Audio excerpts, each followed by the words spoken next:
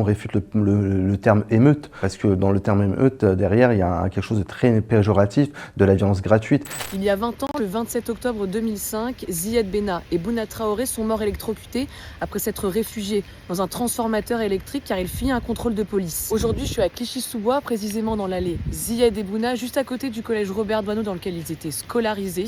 J'ai rencontré Mehdi Bigaderne, c'est l'un des cofondateurs du collectif Assez le Feu, créé au lendemain de la mort de Ziad et Bouna, le 27 octobre 2005.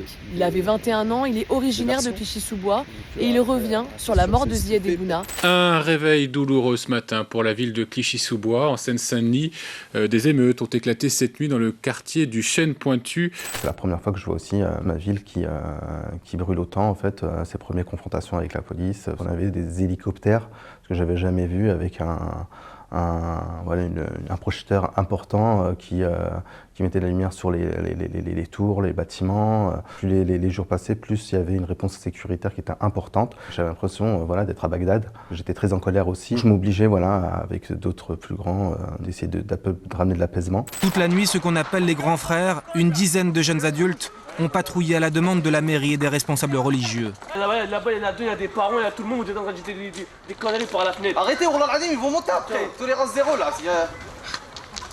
Au lendemain de la mort de Ziad et Bouna, avec d'autres habitants de la ville, il crée le collectif Assez le Feu. L'objectif, donner et faire remonter auprès des pouvoirs publics la parole des habitants des quartiers populaires. On a créé Assez le Feu parce que effectivement, on nous entendait pas, on nous donnait pas la parole et surtout on parlait à notre place. Et ça, c'était pas acceptable, c'était pas entendable. Et donc on s'est dit, il faut y aller, on peut pas laisser juste avoir notamment cette classe politico-médiatique, avoir une lecture qui soit complètement erronée. Et c'est pour ça que nous on réfute le terme émeute, parce que dans le terme émeute, derrière, il y a quelque chose de très péjoratif, de la violence gratuite. Pour nous, c'était des révoltes sociales et urbaines.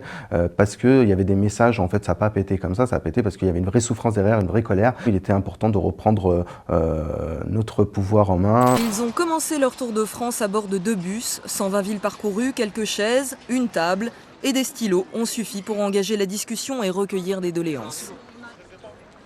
Cette jeunesse, même si ils ne sont pas au fait de tout ce qui s'est passé en 2007, elle est confrontée malheureusement encore aux mêmes discriminations. Les inégalités restent encore très présentes et ça pèse énormément sur cette jeunesse qui ne demande aujourd'hui qu'à s'émanciper, à se développer comme toute autre jeune. Mais on part toujours pas du même point de départ et ça, c'est pas de la victimisation, c'est juste une réalité qui est décrite. Et on est les premières victimes à travers tous les plans, tous les sujets, de la santé, le chômage reste encore très présent. Et moi, ce que je vois, c'est aussi un manque de projection, malheureusement, parce que justement, il y a tous ces freins, toutes ces barrières qui sont encore présents aujourd'hui.